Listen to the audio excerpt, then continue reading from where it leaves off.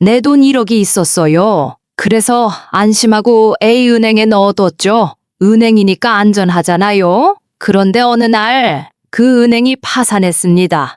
그리고 돌아온 돈은 딱 9,800만 원? 나머지 200만 원은 어디로 갔을까요?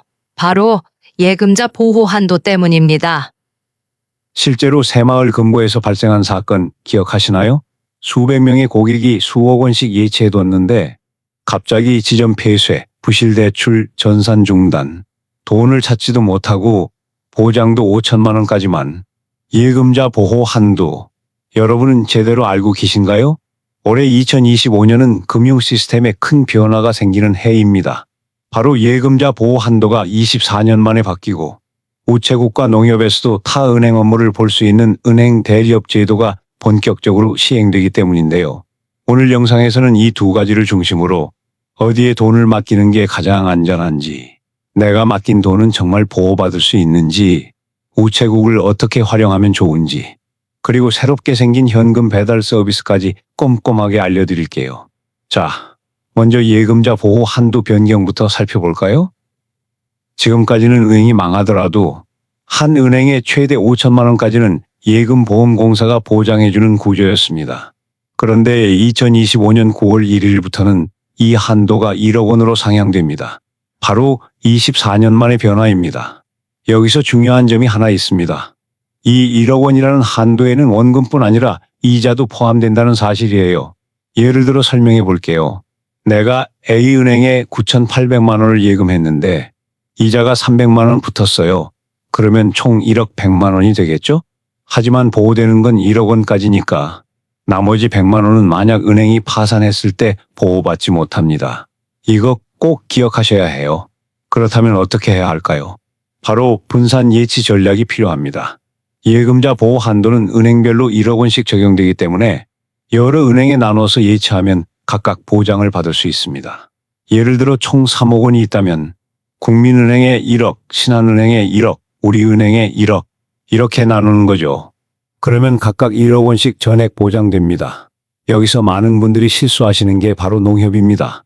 농협은 중앙회, 즉 일반적인 농협은행과 지역농협, 예를 들어 용인농협, 청주농협 같은 곳이 다르게 보일 수 있지만 예금자 보호 측면에서는 농협 전체가 하나로 간주됩니다. 즉 농협은행에 5천만 원, 청주농협에 5천만 원을 넣어도 두 곳을 합쳐서 1억 원까지만 보호된다는 거예요. 이 점 반드시 유의하세요. 그럼 새마을 금고나 신협, 수협은 어떨까요? 이 세 기관은 각 조합이 독립적으로 운영되기 때문에 조합별로 예금자 보호 한도가 적용됩니다. 예를 들어 성남 새마을 금고에 1억, 분당 새마을 금고에 1억, 신협에도 1억 넣으면 각 조합별로 1억 원씩 보호가 가능하다는 뜻입니다.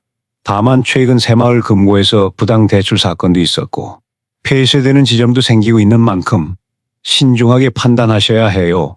새마을 금고를 이용하신다면 꼭 해당 조합의 재무 상태와 소속 협회의 보장 여부를 확인하세요. 자, 그럼 모든 은행보다 가장 안전한 곳은 어디일까요? 바로 우체국입니다. 우체국은 정부가 운영하는 기관이기 때문에 예치금에 대해 금액 제한 없이 전액 국가가 보장합니다. 즉 1억이든 5억이든 10억이든 전부 보장된다는 거예요. 예금자 보호 한도가 존재하지 않습니다. 이건 다른 은행들과 완전히 다른 점이에요. 다만 단점도 있습니다. 이자율이 일반 시중은행보다 낮은 편입니다. 대출이나 카드 등 부가 서비스도 제한적일 수 있어요. 그래서 추천하는 전략은 이렇습니다. 안전성을 중시한 자산은 우체국에, 고수익을 원한다면 일부는 시중은행에 분산 예치하는 식으로 관리하는 거죠. 예를 들어 5억 원이 있다면 우체국에 2억 원, 국민신한 우리은행에 각각 1억 원씩 이렇게 나눠 넣는 방식이 현명합니다. 올해 7월부터 또 하나의 변화가 시작됩니다. 바로 은행 대리업 제도입니다. 이 제도는 뭘까요? 이제는 우체국이나 농협 같은 기관에서 다른 시중은행의 업무도 함께 볼 수 있다는 거예요. 예를 들어 동네 우체국에 가서 신한은행 적금 가입, 농협에서 국민은행 예금 해지, 우리은행 통장 정리도 가능해지는 겁니다. 특히 최근에는 시중은행들이 지방 지점을 많이 폐쇄하면서 어르신들이 은행 업무를 보기 어려워진 상황이었죠. 이 제도를 통해 금융 소외 문제를 해결하겠다는 정부 정책입니다.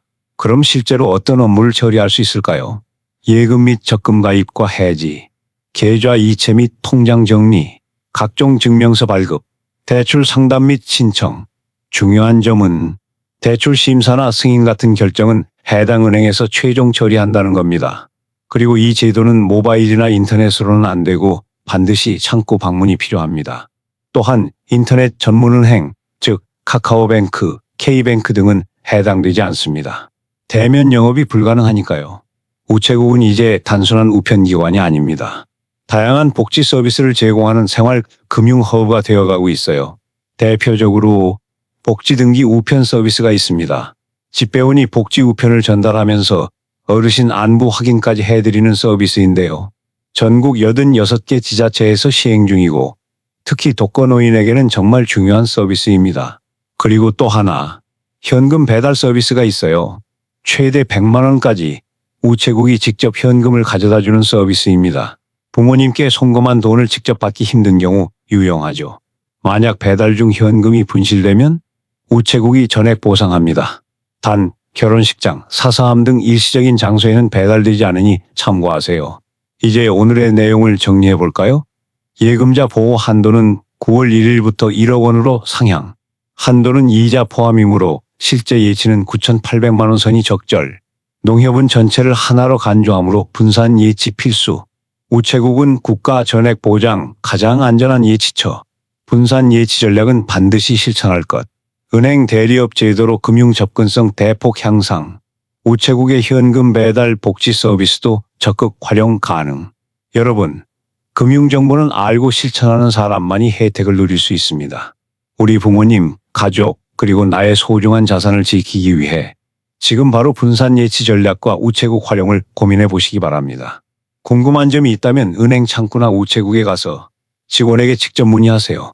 정말 친절하게 알려주십니다. 오늘 영상이 도움이 되셨다면 좋아요와 구독, 그리고 알림 설정까지 부탁드립니다. 소중한 자산을 지키는 일, 여러분 스스로가 가장 현명한 판단을 내릴 수 있도록 앞으로도 좋은 정보로 찾아뵙겠습니다. 고맙습니다.